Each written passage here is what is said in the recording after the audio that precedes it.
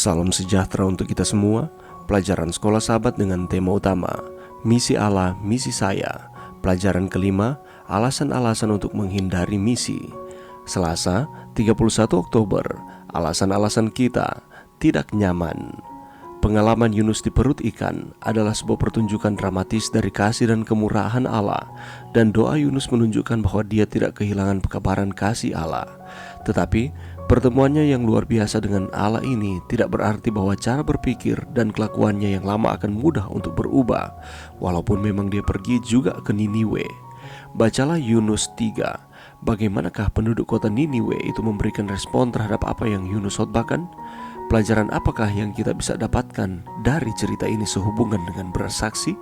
Apapun perasaan pribadi Yunus tentang penduduk Niniwe, dia tetap mengkhotbahkan apa yang Allah sampaikan padanya untuk disampaikan, dan ternyata hasilnya sangat mengesankan. Penduduk Niniwe tergerak untuk bertobat. Ya, Yunus harus melewati banyak hal.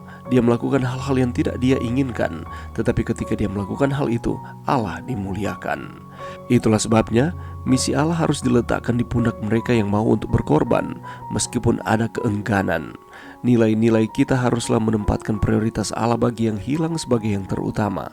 Sama seperti Yunus, kadang-kadang kita memiliki prasangka yang mencegah kita untuk menjangkau seseorang atau satu kelompok masyarakat. Kita membutuhkan kerendahan hati ketika berhadapan dengan prasangka. Pekerjaan misi juga membutuhkan waktu dan energi yang melibatkan emosi.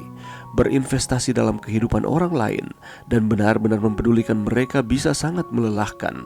Di zaman ketika kita tertekan dengan kehidupan dan masalah kita sendiri, memberikan dukungan emosional bisa jadi terlalu melelahkan. Dan yang terakhir, keterlibatan dalam misi sering juga menuntut kita untuk mengubah cara kita memikirkan dan menggunakan uang kita. Apakah itu berhubungan dengan memberikan perawatan bagi orang lain, membeli bahan-bahan bacaan atau materi-materi untuk jangkauan keluar, atau membayar layanan-layanan atau kemudahan-kemudahan sehingga kita bisa mendapatkan waktu luang bagi pekerjaan misi. Akan ada biaya-biaya yang berhubungan dengan misi.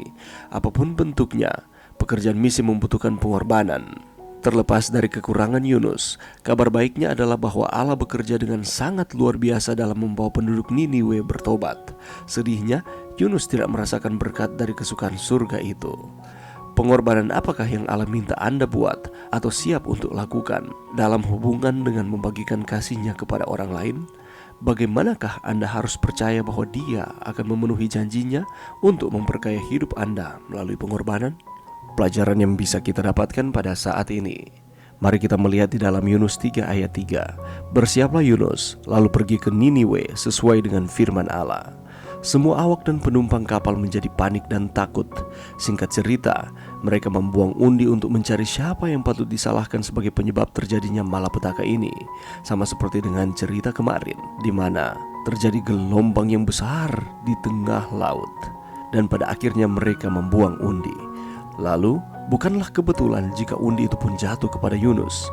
Akhirnya Yunus pun menceritakan tentang pelariannya, dan karena dialah Tuhan menjadi murka.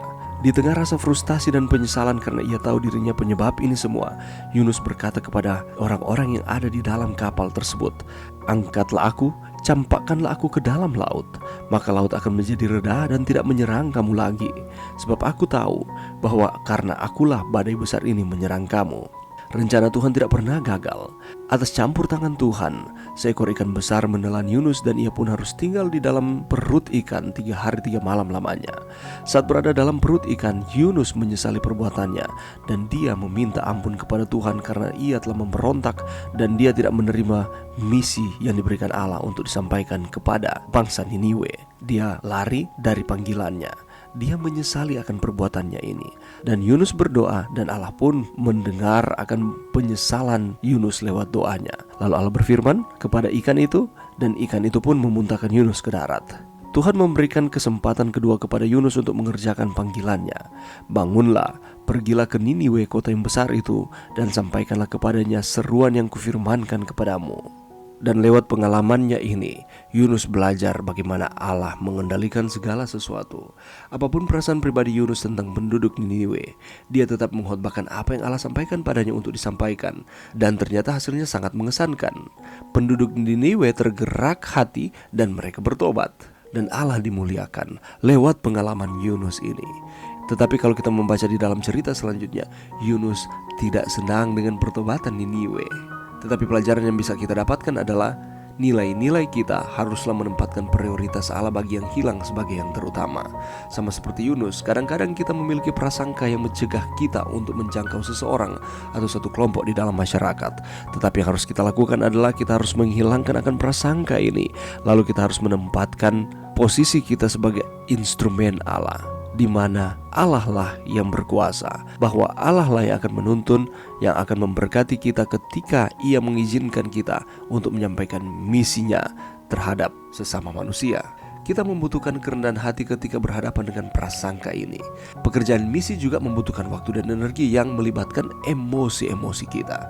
Kita harus mengundang Allah untuk dapat mengontrol akan setiap perasaan ataupun emosi yang datang di dalam pikiran kita.